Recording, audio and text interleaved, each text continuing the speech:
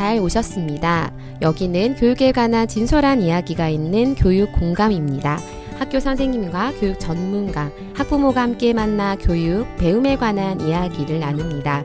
교육 공동체로서 서로를 이해하는 시간, 또 함께하는 시간, 우리 교육에 관한 담백한 이야기가 있는 시간, 교육 공감 시작합니다.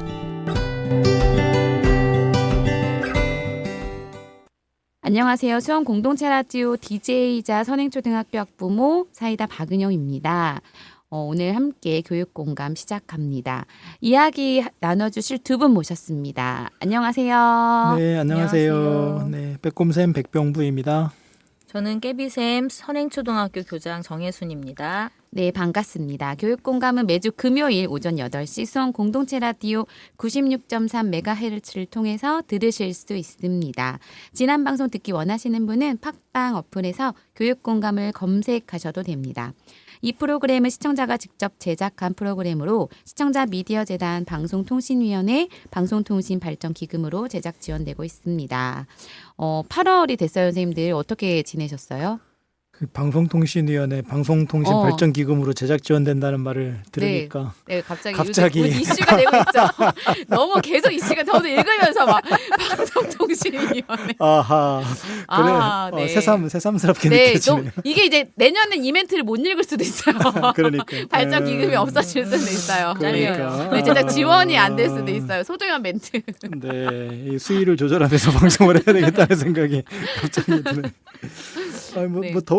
덥더라고요. 유난히 덥고 유난히 더운 건지 아니면 더위는 똑같은데 몸이 늙어서 그런 건지 모르겠는데 하여튼 해마다 느끼는 게 그 해가 갈수록 에어컨 트는 날짜도 빨라지고 그쵸. 길어지고 시간도 그런 길어지고. 생각도 들고 네. 또 예민해서 그러겠죠. 밤에 들리는 매미 소리도 유독 더 시끄럽게 들리기도 하고 그렇습니다. 네. 네, 우리 깨빌쌤 어떻게 지내세요? 저는 방학하고 출근하고 있는데 출근이 나은 것 같은 생각이 드는 거예요. 네. 사무실 시원한 데서 그 일도 좀 있고 사람들도 만나고 그러면 이제 덜 더운 것 같은 생각도 들고 집에 혼자 있으면 얼마나 덥겠어요? 맞아요. 네. 그나마 이 올림픽 시즌이어가지고 그죠? 올림픽은 보지 않습니다. 아니 애써 보지는 않는데 TV를 켜면 올림픽 얘기가 나오니까 맞아요. 이제 특히 이제 저는 그 탁구 동호회 활동을 하는데 신유빈이 수원 출신이거든요. 그래요? 아, 그래요? 네. 저쪽 그 성균관대 근처에 맞아, 가면 그 아버지가 뭐 이렇게 네. 축구 하셨다는 것 같은데. 신땡땡 탁구장이 지금도 있을 거예요. 아버지가 아버지가 실업팀 탁구 선수 출신이고 탁구장 하고 있고 지금 아마 수원체육회 전문가 그러실 겁니다. 아주 어릴 때부터 탁구장에서 신유빈 학생이 탁구를. 네. 어제는 봤네요. 네. 다행이네. 아니 너무 귀여워. 근데 신유빈 그러니까, 친구가 하는 짓이 너무 귀여워가지고 다들 너무 좋아해 주시는 것 같아요. 실력도 실력인데 어쩜 이렇게 귀엽게 생겼는지. 그래서 어제 저희 탁구 동호회 밴드가 난리가 났었어요. 잘하더라고요. 수원의 자랑. 거치기만 하면 수원의 자랑이에요. 아니, 오래 다녔으니까. 네, 근데 그 아빠 때문에 어릴 때 무한도전 나와서 맞아요, 유명해졌었을 맞아요. 때도 그 얘기 있었던 것 같아요. 아버지가 이렇게 하셔가지고 맞아요. 어릴 때부터 탁구장을 많이 다녔다는 데가 수원이었군요. 네. 저도 그 탁구장에 잠깐 다녔었어요. 그 아버지한테 네. 탁구를 배운. 중요하죠. 네. 그래서 아주 친하게 느껴져요. 그러네요. 지금 올림픽 시즌, 맞아, 핫하죠. 저는 이제 아이들이 방학하면 엄마들의 계약이에요. 그렇죠. 그래가지고 방학을 막 하루하루 이제 보내면서 급식이 얼마나 소중했나. 맞아. 우리 다들 급식 배달 안 되냐고. 막 집으로 배달 좀 해주면 좋겠다고. 막 이러면서 지내고 있고, 장마가 끝났는데도 습한 건 여전한 것 같아가지고 너무 더운 하루하루를 보내고 있습니다. 오늘 교육 공감은 학교 구성원을 위한 조례에 관한 이야기로 꾸며봅니다. 첫 번째 코너 우리 학교 이야기에서는 선행조 정혜순 교장 선생님께서 학교 현장에 필요한 조례, 학생 인권 조례, 여러 가지 조례들이 좀 이야기가 있었는데 그게 어떤 것인지 이야기를 좀 들려주실 것 같고요. 두 번째 코너 우리 교육 이야기에서는 교육을 위한 조례, 뭐 제정, 뭐 이런 것들의 교육의 의미가 어떤 것인지에 대해서 우리 백병부 연구위원님께서 들려주십니다. 마지막 코너 우리 아이 이야기에서는요, 방학 시즌이라서 아이들의 고민을 가지고 왔습니다. 학생들의 고민 함께 나누겠습니다. 오늘도 많은 기대와 청취 부탁드립니다. 여름여름한 요즘 우리를 위한 노래, 시원한 노래 들으면서 시작합니다. 여자친구가 부릅니다. 여름여름해.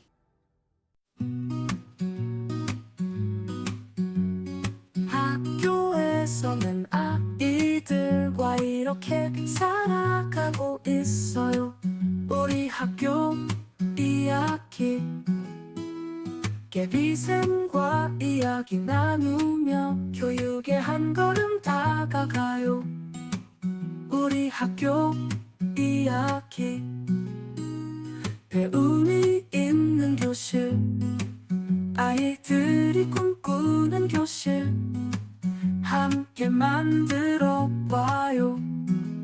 우리 학교 이야기 우리 학교 이야기 우리 학교 우리 교육 우리 아이들 선생님과 학부모 교육 전문가와 이야기 나누어요. 우리 학교 이야기 우리 학교 이야기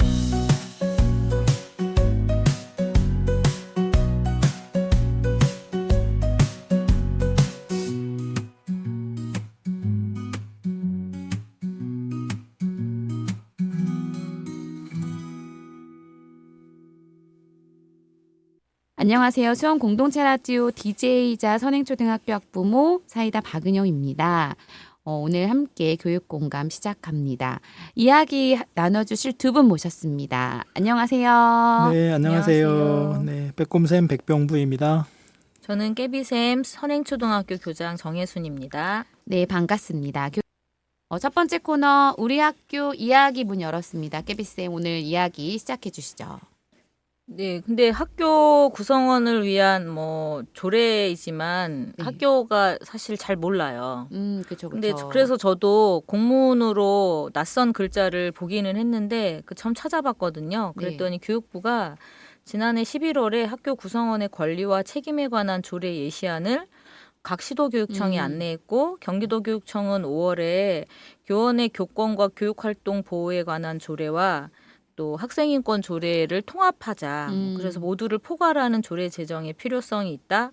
그래서 경기도교육청 학교 구성원의 권리와 책임에 관한 조례를 제정하겠다고 토론회까지 열었는데 의회 통과는 아직 안 된 것 같아요. 네, 맞아요. 서울은 5월 16일 날 공포를 했더라고요. 경기도는 잘 안 보이고 이게 이제 학교 구성원에 관한 조례인데 교장인 제가 잘 모르겠어요. 이게 법이라는 게 낯설어서 그런지 네. 법이나 뭐 법률 이런 거에 대해서 평소에 어떻게 생각하고 늘 계세요? 저도 법이 그렇게 중요한가 우리 아이의 삶에 그랬는데 제가 다른 건 모르겠는데 이제 수원시의 교육 같은 것들을 보면서 이제 제가 뭐 마을 교육 활동 이런 것들 하면서 조례 제정이 되게 중요하구나. 왜냐면 예산을 움직이고 결국은 그건 우리의 삶에 직접적인 영향을 주는데 어떤 작은 예산을 움직이거나 하려고 해도 조례에 없으면 예산이 나오지 않더라고요. 그러니까 잘은 모르지만 이제 이 조례가 그 안에 있는 내용들이 우리가 읽기는 어렵고 이해는 어려운데 우리의 삶이랑 직접적인 연결은 너무 될 것 같아요. 학교 교육.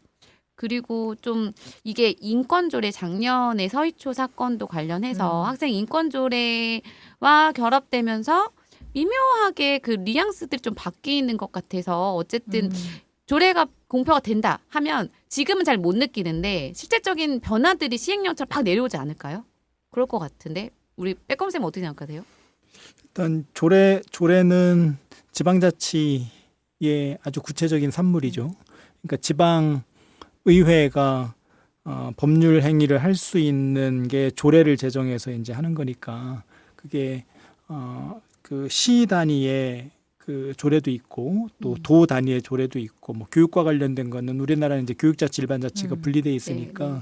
교육청과 관련된 조례도 있고 지금 그렇게 돼 있는 건데 조례가 이 지방자치와 아주 직접적으로 연결이 돼 있기 때문에 사실은 풀뿌리 자치의 구체적인 모습을 보여주는 게 조례거든요. 그래서 원래는 이제 이 지방자치의 단위 그러니까 기초자치하고 그 광역자치하고 이렇게 보면 지역이 가지고 있는 상황이 다 다르기 때문에 조례의 내용도 사실은 다 달라야 돼요. 어디에는 이 조례가 있고 뭐 어디에는 뭐 저게 네. 없고 뭐 그렇게 되는 게 사실은 맞죠. 네. 그래야 이제 그 지역의 상황을 반영해서 조례가 만들어지고 뭐 특성에 맞는 정책이 집행되고 뭐 이렇다고 볼 수 있는데 우리나라는 이 시도가 이 교육청이 이 조례를 만들면 유행처럼 또 이제 맞아요. 다른 근거가 다른 돼요. 시도도 다른 시에 네, 있으니까 맞아요. 우리도 우리도 만들자 해야 근거가 된다. 돼요. 그리고 이제 조례라는 게 다른 법들도 마찬가지인데 그 비가역성, 뭐 불가역성 이런 말 쓰거든요. 만드는 거 되게 어려운데 네. 없애는 건 더 어려워요, 사실은. 네. 그래서 만드는 게 굉장히 신중해야 되는데 우리나라는 우리 시도에 우리 지역에 이 조례가 필요한 근거를 다른 동네도 하니까예요. 네, 맞아요. 그게 제일 커요. 그러다 보니까 만드는 게 생각보다 쉬워요. 네, 약간 수정, 문구 수정. 처음에 만들기가 어렵지 옆 동네에서 네. 그 조례가 있으면 다른 동네에서는 만들기가 되게 쉽거든요. 그쵸, 그러다 맞아요. 보니까 이게 조례가 내 삶과 직접적으로 관련이 돼 있다는 인식을 하는 게 사실은 어려워요. 예, 어렵죠. 옆 동네가 있어서 한 거니까. 그러니까 저도 혁신학교 초에 혁신학교에 몸담으면서 왜 이제 혁신학교 운동이 교육감이 바뀐다고 좌지우지되지 않도록 조례로 박아놔야 된다. 맞아요. 그때 처음으로 조례가 중요하구나. 그렇게 생각해서 왜 빨리 조례가 제정되지 않지? 이런 생각이 들었는데 작년하고 올해는 뭐가 너무 자주 바뀌는 거예요. 네, 네. 그러니까 이게 교육감이 바뀌면 함부로 할 수 없게 조례를 만든다. 근데 바뀌면 또 바뀌는 거더라고요. 그러게요. 그런데 조례가 없으면 훨씬 더 쉽게 바꿨을 거예요. 시간이 좀 더 지체시켜요. 지체시킬 금세? 수도 있고 의회에서 이러저러한 논쟁이 논의를. 벌어지기도 하고 이제 경기도 같은 경우는 그 학교 구성원의 권리와 책임에 관한 조례라는 게 결국은 도의회를 통과하지 못했거든요. 그래서 여전히 이제 경기도는 학생 인권 조례가 살아있는 상태고 서울 같은 경우도 서울시 의회에서 학생 인권 조례를 폐지하고 이제 뭐 그 구성원의 권리와 의무에 관한 뭐 조례 그거를 통과를 시켰는데 뭐 우여곡절 끝에 통과가 됐는데 대법원에서 지금 집행정지 신청을 받아들였어요. 그래서 서울도 여전히 그 학생 인권 조례가 살아있는 상태입니다. 만약에 조례가 없었으면 이런 바로. 과정 자체가 없죠. 교육감 말 한마디에 따라서 뚝딱뚝딱 기본 계획 만들어가지고 학교 보내면 끝이거든요. 비슷한 게 생각났어요. 저희 이제 꿈의 학교도 그랬어요. 마찬가지, 맞아요. 네, 꿈의 학교가 이름 학교로 이름을 바꾸면서 그걸 집행을 못하고 많이 못 움직이고 지금도 보면 이름 학교의 근간은 약간 꿈의 학교이긴 해요. 그럴 수밖에 없는 게 조례로 꿈의 학교가 있거든요. 그걸 바꿀 수가 없어서 그랬는데 그게 조례가 그래서 중요하긴 하네요. 함부로 못 그래서 바꾸긴 하네요. 이제 꿈의 학교, 이름 학교 이것도 지역 협력에 관한 조례인가 뭐 하여튼 조례 네, 이름이 네, 그런데 네. 거기에 이름 학교라는 이름이 없어요. 살아 있죠. 네, 살아 꿈의 있습니다. 학교가 꿈의 있고. 학교가 없어졌고 네네네, 이름 너무 학교가 바뀌었어요. 이름 네네. 학교로 이제 바뀌어가지고 그 네. 조례에 남아 있는데 네. 경기도교육청에서는 사실 공유학교 정책으로 모든 걸 다 포괄하려고 해요. 네, 네, 네. 그래서 이름 학교든 꿈의 학교든 이것은 중점 정책이 아니게 되는 거죠. 근데 조례상에 이름 학교라는 게 남아 있기 때문에 네. 정책 문서, 교육청이 만든 정책 문서에서도 여전히 이름 학교는 살아 있어요. 네, 그러니까요. 이 조례라는 게 무서운 어떤 거. 때는 굉장히 큰 힘을 갖고 맞아요. 어떤 때는 있나 없나 모르기도 하지만 어. 이게 이제 논쟁이 될 때는 이 법적인 근거가 있냐 없냐, 법에 어떻게 돼 있냐 이게 또 굉장히 중요한 역할을 하니까. 맞아요, 맞아요. 근데 그게 또 이제 현장으로 오면 논쟁의 대상이라기보다는 행동의 대상이 되는 맞아요. 거잖아요. 행동의 그렇죠. 지침이 되는 거고. 근데 이런 조례가 이제 바뀌면 학생인권 조례를 없애겠다 이러면서 인권 규정이 작년에 인권자가 빠지고 학생 생활 규정으로 바뀌었거든요. 그래서 그렇게 하면서 뭐 규정 개정 심의위원회를 거쳐서 작년 11월 말까지 규정을 개정해라. 이래서 막 그걸 2달에 걸쳐서 또 선행 같은 데는 함부로 바꿀 수 네. 없으니까 그걸 또 막 의견 수렴하고 거기에 또 학교에 맞는 것들을 정착시켜야 되니까 행동 강령이라는 걸 또 추가해서 막 2달에 걸쳐서 다양한 협의와 수렴 끝에 만들었는데 그걸 또 올해 3월에 그걸 책임 규약이라는 이름으로 바꾸고 학교 폭력에 관한 내용을 추가하라는 거예요. 근데 이거는 뭐 아니 작년 12월에 바꿔가지고 그 실시된 지 얼마 안 됐는데 근데 거기다가 이제 이거는 담당 선생님하고 좀 둘이 이해가 안 돼서 아니 학교 폭력이라는 건 이미 법으로 정해져 있거든요. 학교는 그거를 위반해서 아무것도 할 수가 없는데 그걸 집어 넣어서 책임 규약을 만들으라고 해서 그것도 어떤 뭐 그 시간을 안 주더라고요. 그걸 하라고 그래서 저희 계약하자마자 또 그걸 해야 되고 이게 학생인권 조례가 만약에 또 폐지되고 교육활동 보호에 관한 조례도 이거 얼마 되지도 않았는데 작년 9월 4일 지나면서 겨우 만든 건데 그게 통합돼서 이게 권리와 뭐에 관한 규정으로 이렇게 뭐죠? 책임? 권리와 책임에 관한 조례로 바뀌면 네. 아 학교에서도 뭘 바꿔야 하나? 아니면 실천이나 행동령에서 뭘 또 바뀌어야 하나? 이런 고민들이 좀 생기더라고요. 그럴 것 같아. 왜냐하면 실은 법률 제정이 그렇게 쉬운 게 아닌데 우리는 보면 약간 그 시류에 따라서 너무 이렇게 계속 특히 지방 조례는 되게 많이 바뀌는 것 같은데 현장에서는 계속 그거를 수정해야 되니까 너무 복잡할 것 같아요. 이게 이렇게 못 봐가 왜냐면 저는 다른 얘기인데 수원에 마을교육 조례가 있었어요. 그 마을교육 활동 조례가 만들어져요. 근데 그것도 어렵게 만들었거든요. 토론회도 하고. 근데 이제 수원시 의회 선거하면서 그러니까 그 새롭게 지방 의회가 들어서기 바로 전년도에 만들었거든요. 들어서자마자 그거를 폐지안을 낸 거예요. 그러니까 만들어지고 아무것도 안 했는데 그냥 그 이름이 마을이 들어있는 이유만으로 가장 첫 번째 상정한 조례가 돼서 폐지가 됐어요. 4개월 만에 5개월 만에. 그래서 굉장히 행정력 낭비인 거예요. 그거를 왜냐하면 근데 구성원이 많이 바뀌지도 않았어요. 그 상임위들이 그대로 남아있는 사람들이 많았음에도 불구하고 이게 마음에 안 들어. 바로 폐지하자. 이렇게 해서 없애더라고요.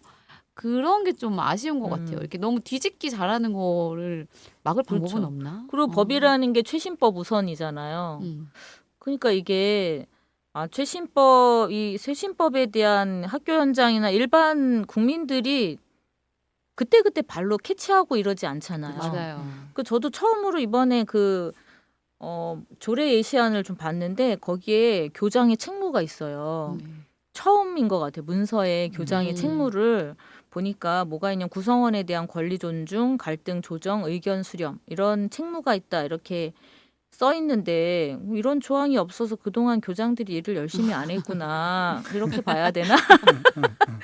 그래서 이게 우리 그 법이랑 좀 비슷하게 근데 문구라는 것 자체가 약간 포괄적이고 상징적으로 담을 수밖에 없는 건 알겠는데 그걸 가지고 현장의 실천력들을 불러내기는 너무 힘들어서 약간 이게 학교에서 학교 구성원이 실천하고 행동하고 뭔가 갈등을 중재하고 이런데 어떤 실질적인 역할을 어떻게 할 수 있을까 이런 좀 의구심 고민들이 좀 들기도 했습니다. 그러니까 이제 학교 구성원의 권리와 책임에 관한 조례가 필요해서 그 조례를 만들려고 지금 노력한다기보다는 사실은 학생인권 조례를 폐지 맞아요. 폐지가 안 되니까. 그게 목적이니까. 그러니까 폐지하고 말 거냐에 대한 답을 이제 우리는 폐지하자는 게 아니고 학교 구성원의 권리와 책임에 관한 조례로 대체하자라고 지금 논리를 만든 건데 그 논리가 사실은 썩 설득력이 있는 거는 아니죠. 네. 이제 그러다 보니까 이제 학교 현장에서도 사실은 원래 있었던 학생인권 조례가 폐지된 것도 아니고 학교 구성원의 권리와 책임에 관한 조례가 제정된 것도 아닌데 제정을 그러니까 이전 게 폐지되고 제정될 거를 전제로 해서 여러 거기에 가지 이제 바꾸니까. 서희초 사건이 일종의 뭐 계기가 된 거죠. 그러면서 이러저러한 요구들이 막 학교 현장에 쏟아지고 있는 것 같아요. 네. 그 실제로 그 조례 예시안을 보면 권리와 책임인데 권리는 되게 추상적이고 포괄적이고 책임은 또 되게 선명해서 이거를 뭔가 책임 추궁하는 조례 뭔가 도구로 쓰나 이런 고민도 좀 드는 거예요. 근데 물론 뭐 해석하기 나름이겠지만 기존의 다양한 조례안에서보다는 책임이 되게 선명하게 많이 부각된 면이 있는 것 같아요. 약간 책임 얘기하니까 이제 조례안 만들 때 저는 이제 마을교육 조례하면서 그 조례안 문구 제가 굉장히 신경 쓰면서 만들었었는데 그때 시장이나 약간 행정은 책임에 관한 얘기를 넣는 걸 겁나 싫어해요. 아무런 책임을 안 지려고 빼거든요. 본인들이 책임질 게 없으니까 선생님들과 이런 거에 책임 엄청 넣나 보네요. 이게 이해가 이렇게 저희가 별로 얘기도 아니고 그냥 논의해야 한다. 논의도 안 된다는 거예요. 약간 시장에 그 논의가 책무가 아니다. 막 이래서 그럼 뭘 써야 되냐. 뭐 고려한다. 뭐 이 정도 자기네는 할 수 있다. 뭐 이렇게 얘기하던데 네, 좀 그런 것도 좀 있는 것 같네요. 네, 안타깝습니다. 그리고 근데 어쨌든 법으로 뭔가를 보호하기 위하고 뭔가를 우리가 법이 뭘 못하게 한다기보다는 우리를 보호할 수 있는 쪽으로 좀 잘 만들어지고 시행됐으면 좋을 것 같긴 해요. 지금 결론은 아직 안 났지만 어쨌든 좀 잘 우리 현장에 좀 도움이 되는 쪽으로 났으면 좋겠다는 생각이 듭니다. 노래 들으면서 첫 번째 코너 마무리할게요. 노래 뭐 들을까요, 우리 혜선쌤? 얼마 전에 김민기 선생님이 돌아가셨대요. 네. 근데 뭐 극단이랑 학전을 운영하고 있었으니까 배우들이 많이 빚져서 울던데 뭐 저는 저랑 주변의 세대 자체가 빚을 진 건 아닌가 이런 생각도 좀 들어서 그 중에 잘 모르지만 여러 개 들어보니까 제 마음에 제일 가사가 끌리는 노래로 김민기 새벽길 듣고 싶습니다. 네, 김민기 선생님의 새벽길 듣겠습니다.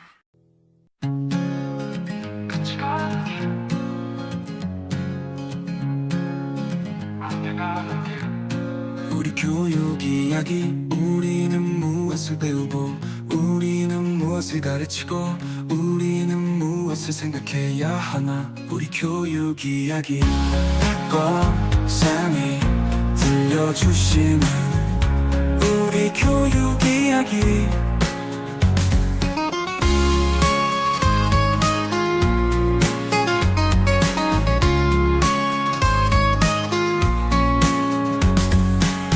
배움과 성장이 있는 교육을 위해 함께 고민해요 우리 교육 이야기 우리 교육 이야기 우리 교육 이야기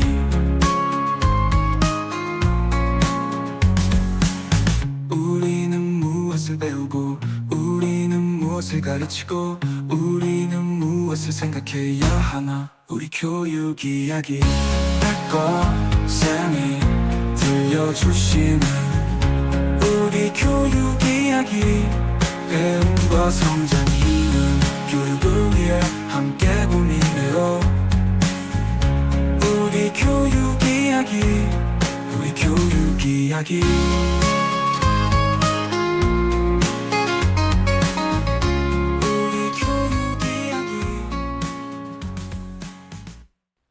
노래 듣고 오셨습니다. 두 번째 코너 우리 교육 이야기 또 함께 나누겠습니다. 이 주제에 관해서는 우리 빼꼼쌤 백병부 연구위원님께서 준비해 주셨는데요. 네, 이야기 시작해 주시죠. 네, 아까 조례 그러니까 지방자치 시대에 조례가 어떤 의미가 있는지는 좀 말씀을 드린 것 같고요. 사실 조례가 되게 중요하거든요. 그러니까 어떤 일을 하고자 할 때 이 조례라는 게 있느냐 없느냐에 따라서 그 일을 행정적인 지원을 받으면서 할 수 있을지 아니면 그냥 운동 차원에서 할지 뭐 그 방식을 결정하는 게 사실 조례인 것 같아요. 그래서 조례가 굉장히 중요한데 아까 깨미쌤 말씀하신 것처럼 이제 최근에 특별한 이유 없이 권력의 교체에 따라서 조례가 이제 뭐 있던 게 없어지고 뭐 이런 일들이 이제 반복이 되면서 이게 과연 애들에게 어떤 의미로 다가올까? 뭐 이런 생각을 하게 돼요. 그래서 우리 애들에게 지금의 상황이 이 조례 또 지방자치 민주주의와 관련해서 어떤 사인을 주는 걸까? 이런 얘기를 좀 해봤으면 싶더라고요. 네. 그러게 아이들이 법이랑 이런 것들을 배우잖아요. 근데 그 과정 약간 우리가 왜 이런 조례나 법률에 대해서 민감하게 어떤 내용이구나를 까지 나가지는 않는 것 같긴 해요. 그래서 아이들이 학교에서 법을 배울 때 어떻게 배우죠, 우리 깨비쌤? 글쎄, 초등과정에서는? 법에는 그냥 초등학교는 그 사법기관에서 법이 만들어지는 절차 배우고 그리고 헌법 1조 뭐 대한민국은 민주주의 공화국이다. 기본적인 거에 내용을 자세히 본 적은 없는 것 같아요. 그런 걸 가르치지도 않고. 그러면 혹시 중등 과정에는 좀 있나요? 중등도 마찬가지죠. 이제 더군다나 이제 고등학교에서 선택 과목이 늘어나고 그러면서 예전에 저희가 학교 다닐 때는 그래도 기본적으로 사회 시간이든 뭐 이제 법이 뭐고 뭐 정치가 뭐고 이런 것들을 최소한 교양 수준에서 네. 다 배우기는 했는데 요즘에는 뭐 전혀 안 배우는 아이들도 사실 있고 뭐 그렇죠. 근데 민주 시민 교육이 너무 중요한데 학생들이 좀 배워야 돼. 그러니까 역사만큼 중요한 것 같거든요. 학생들이. 역사도 안 배워드려야 되니까. 그러니까 저는 그 역사가 선택 과목이라는 게 말이 안 된다 생각하는 입장이어가지고. 네. 하여튼 그래서 네. 이제 그런 말이 있거든요. 그러니까 민주주의는 피를 먹고 자란다 이런 말이 있어요. 네. 그러니까 오늘 이렇게, 우리나라 민주주의를 이제 정치학자들이 부를 때 이제 조숙한 민주주의 뭐 또는 이식된 민주주의 이렇게 부르기도 하거든요. 그러니까 우리나라 민주주의가 제도적으로 정착된 거는 해방 이후에 미국이라든지 뭐 이런 나라를 통해서 서구 사회에서 만들어진 민주주의 제도를 우리나라에 그냥 엎어놓은 거예요. 그래서 우리가 흔히 얘기하는 재헌헌법, 1948년에 광복되고 나서 만들어진 재헌헌법은 독일 바이마르 공화국 헌법을 그대로 가지고 왔다고요. 그래서 그렇게 진보적이라고 네. 얘기하는 네. 근데 그 시기에 독일 바이마르 헌법은 가장 진보적인 헌법이라고 평가를 받아요. 근데 그 헌법을 그대로 우리나라에 적용을 시킨 거죠. 그래서 법은 또 제도는 첨단을 달렸던 거예요. 그러네요. 네, 출발부터. 우리 아직 그러지 못한 그 상황들이. 근데 그래서 이제 우리나라의 이러저러한 여건에 비해서 굉장히 조숙한 민주주의라는 게 이제 그런 의미이거든요. 성숙이 아니라 네, 그렇구나. 조숙한 웃자랐다는 거예요. 제도만 웃자라고. 네. 또 뭐 다른 나라에서 이식된 민주주의가 그렇고 그러다 네. 보니까 제도 따로 실제 삶 따로 이런 일들이 이제 계속 아직도 그건 아직도 그런 것 같아요. 그렇게 된 거죠. 모든 면에서. 그래서 민주주의는 뭐 법도 마찬가지고 제도도 마찬가지고 핍박 속에서 투쟁을 통해서 얻어낸 만큼 그 실행되는 거라는 얘기를 그래서 해요. 네. 민주주의는 피를 먹고 자란다는 게 그런 얘기고 네. 그런 측면에서 학생인권조례는 경기도교육청이 2010년에 제정한 조례거든요. 근데 당시에 엄청난 사회적인 논란을 그렇죠. 거쳤어요. 네. 만약 엄청난 사회적 논란을 거치지 않고 학생인권조례가 그냥 부드럽게 있는 듯 없는 듯 만들어졌다 그러면 아무것도 아니었을 거예요. 그렇죠. 있는 데 없는 데 사라졌을 수도 네, 있겠네요. 없애는 것도 되게 쉬웠을 거예요. 네. 근데 사실 그 안에 담겨져 있는 내용이 뭐 그렇게까지 논쟁이 될 만큼 심각한 내용이냐면 또 그렇지도 않거든요. 그렇죠. 네. 애들도 사람이고 사람이기 때문에 마땅히 보장되어야 될 인권이라는 게 있다. 그거를 선언적으로 규정한 게 네. 학생인권조례의 단데 사실은. 네. 뭐 그걸 가지고 그렇게 사회적인 논쟁을 벌였어야 됐나라는 생각이 들기도 하고 어쨌든 논쟁을 거치면서 애들이 학생이기 전에 인간이라는 거를 발견해 준 거죠. 그러다 보니까 이제 지금 그 만들어져 있는 학생인권조례를 없애는 게 논쟁 속에서 만들어졌기 때문에 그만큼 어려운 것 같아요. 그러네요. 네. 그러네요. 그래서 저는 최근에 논란을 이렇게 보면서 논쟁 없이 만들어지고 없어지는 것보다 논쟁을 거치면서 만들어지고 없어지는 게 민주주의 측면에서는 훨씬 더 낫다. 그런 생각이 좀 들고 대신에 아까 깨비쌤 말씀하셨던 것처럼 논쟁도 없이 어느 날 갑자기 교육청이 공문으로 이거 바꿔 뭐 이거 넣어 뭐 이런 일들이 반복이 되고 그게 이제 마치 법이나 제도나 규범이 만들어지는 그 과정으로 애들에게 인식이 되면 그거는 또 다른 측면에 그 내용이 뭐 진보적으로 바뀌든 보수적으로 바뀌든 관계없이 그렇게 학교의 규범이 만들어지는 거는 애들한테는 야, 이 민주주의가 별거 아니네, 뭐 쓸데없는 거네, 뭐 또 바뀔 건데 뭘, 뭐 이런 사인으로 작용하지 않을까. 저는 사실 그게 더 우리가 신경 써야 될 대목이라는 생각이 들어요. 왜냐하면 학생들도 다른 조례는 모르겠는데 본인에 관련된 거잖아요. 약간 학생 인권 이런 관심이 많은데 요거에 대해서 이제 어떻게 바뀌는지를 지켜보거나 알고 있는 친구들 좀 있을 것 같다는 생각도 들고, 또 얘기하신 것처럼 민주주의가 어떻게 이게 어떻게 진행되고 어떻게 되어야 되는 절차가 있음에도 불구하고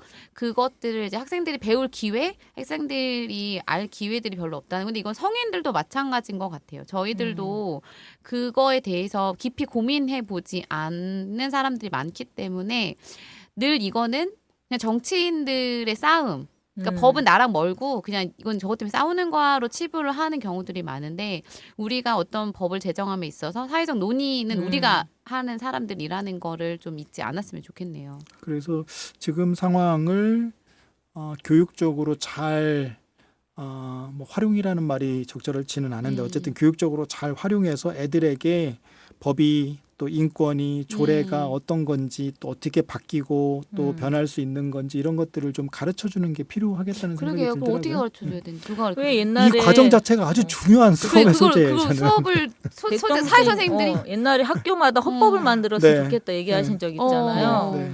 근데 제가 이제 우리가 7월까지 혁신학교 12년차 종합평가 보고서를 내야 되는데 네. 처음 알았어요. 혁신학교 12년 저도 근무했는데 거기에 학교 헌법을 내야 되더라고요. 아 그래요? 헌장. 학교 헌장. 헌장. 학교 헌장이 있다는 것도 처음 알았는데 어. 그 헌장의 내용도 특별한 건 없었어요. 근데 학교 헌장, 그다음에 학교 규칙, 뭐 학교 인권 규정 이런 것들을 한 번도 전체적으로 이렇게 막 공론화해서 논의한 적이 없었던 것 같아요.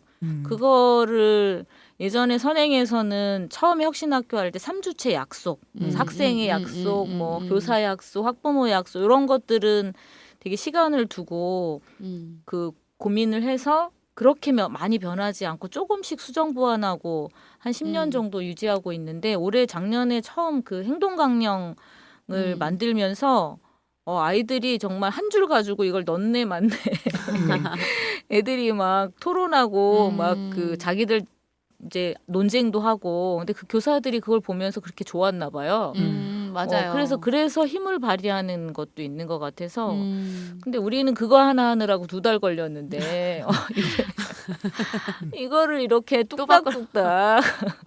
그러게요. 학교가 민주주의를 배우는 아주 중요한 장소여야 되는데 네. 그러니까 지금의 상황을 아이들에게 가르치는 것이 굉장히 중요할 것 같고요. 그렇지 네. 않으면 이거는 정치 혐오, 염증 이렇게 이어질 가능성이 그럴 되게 것 커요. 같아요. 네. 네.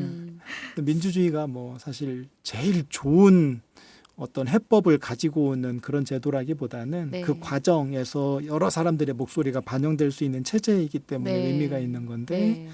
뭐 그런 거를 애들에게 좀 가르치는 게 되게 중요하겠다는 생각이 좀 들고. 네.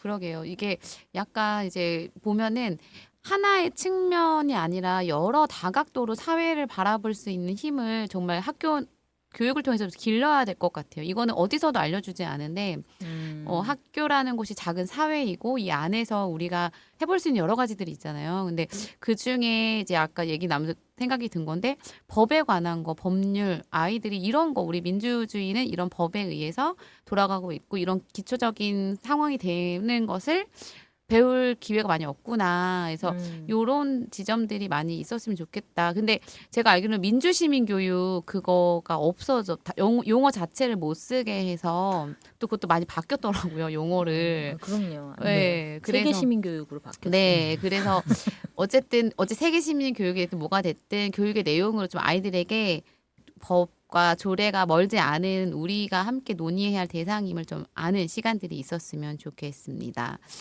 여기서 이제 두 번째 코너 마무리하면서 우리 빼꼼쌤 노래 들을게요. 어떤 노래 들을까요? 뭐, 깨비쌤이 김민기 네. 선생 이야기를 하셔가지고 저도 네. 저는 깨비쌤만큼 많이 빚지지는 않았는데 나이가 젊기 때문에 선을 그시는 거예요 지금. 약간 빚졌죠. 약간 빚을 줬는데 그 하여튼 뭐 이제 부고 소식이 나오고 뭐 관련해서 이제 신문 기사도 나오고 뭐 등등등 하면서 가족들이 이제 김민기 선생이 돌아가시면서 부조도 받지 말고 뭐 조화도 받지 말고 어떤 기념 공연이나 추모 공연도 하지 말라고 이야기를 했다고 하더라고요. 그러면서 뭐 그럼에도 불구하고 이제 여러 사람들이 그 조문하고 뭐 그러면서 가족들이 우리 아빠 헛되이 살지 않았네. 뭐 이렇게 이야기를 한 기사를 본 적이 있어요. 네. 아름다운 사람이 그런 사람인 것 같아요. 그러니까 네. 내가 없을 때 뒷사람들이 나를 어떻게 이야기하는지를 보면 그 사람이 아름다운 사람인지 아닌지를 판단할 수 있겠다는 생각이 새삼 들었습니다. 네. 네, 그래서 김민기 선생 아름다운 사람 네. 네, 노래 듣고 싶습니다. 네, 함께 듣겠습니다. 자, 들어봐. 손을 잡고 같이 가는 교육길. 이 시선 따라서 더 가까이 서로를 알아가는 시간을 만들어 꿈을 키워내는 놀라운 시간. 세상은 변해가지만 우린 변하지 않아. 가끔 힘들어도 믿기만 한다면 삶의 의미를 찾으며 함께 걸어가자. 따뜻한 교육의 소중함을 느껴봐.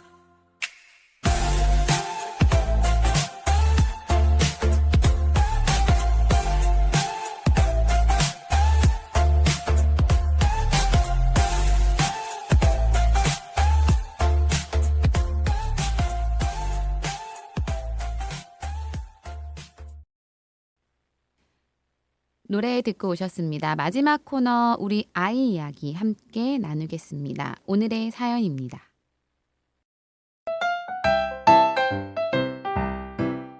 저는 중학교 1학년 학생입니다. 초등학교에서는 시험이 없었는데 2학기부터 시험을 볼 거라고 담임 선생님이 말씀해 주셨어요.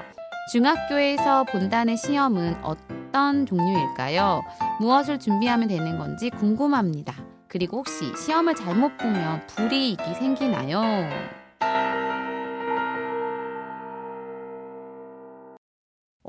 자유학년제에서 자유학기제로 바뀌면서 중학교 1학년부터 시험을 보는 학교들이 많아졌어요. 그래서 아마 중1들이 고민이 될 것 같고 학원가에서도 1학년이 시험을 안 본 지가 굉장히 오래됐는데 부활을 한 거니까 이거 어떻게 하지를 하시는 것 같긴 하더라고요. 뭐 준비하면 돼요? 깨비쌤 혹시? 전 잘 모르는데 뭐 시험 본다니까 시험 공부하면 되겠죠 뭐. 여기서의 시험은 그러니까 그 필기 시험, 오지선, 다지선다 그거 얘기하는 거죠. 지필 시험. 지필 평가를 근데 보겠다는 거죠. 객관식은 꼭 아니어도 되는데 네. 뭐 저는 사실은 시험을 어떻게 준비할까가 학생보다는 교사들의 고민이고 과제여야 할 것 같은 생각이 좀 들거든요. 네. 좀 뭔가 변해야 되고 아이들이 그동안 시험을 안 봤으면 뭐 뭘 위해서 시험을 봐야 되나를 교사들이 먼저 고민해서 그걸 안내했으면 좋겠고요. 애들은 안내하면 공부하면 되겠지. 난 중학교는 잘 모르겠네요, 선생님. 근데 시험을 초등학교에서 안 본다는 거는 말이 잘못된 것 같고. 네, 지필 평가를 안 본다는 건가? 지필 평가도 있죠. 일제고사가 없는 거죠. 아. 같은 날 날짜 정해가지고 뭐 중간고사, 기말고사 뭐 이런 식으로 그렇게 보는 시험이 없을 뿐이지. 초등학교는 다양한 방식의 수행평가, 형성평가가 이루어지잖아요. 네. 뭐 지필로 할 수도 있고, 뭐 논술로 할 수도 있고, 뭐 다른 방식의 수행평가를 할 수도 있고.